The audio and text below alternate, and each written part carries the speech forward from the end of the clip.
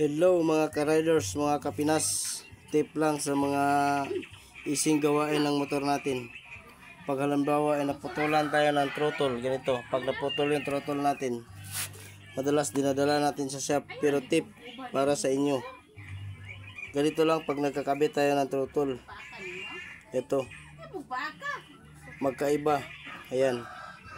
At saka ito, kailangan hindi ganyan, dapat ganito. Dahil ito ang nag-a-adjust ng inyong minor. Ito itong butas na to. Saka kailangan itapat mo yan dyan.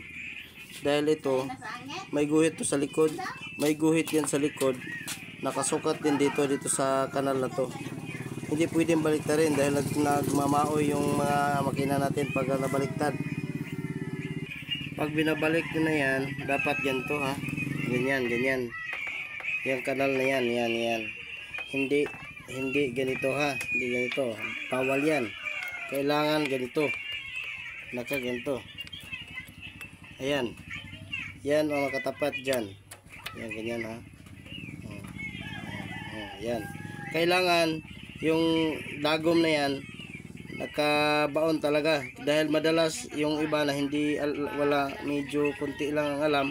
Pagka ganyan, takip ka agad. Hindi yan pwede. Yung motor mo dyan, nagmaoy, parang lasing. Sigaw ng sigaw hanggat sa makaya niya. Kailangan lubog na lubog yun. Ganun. Yun.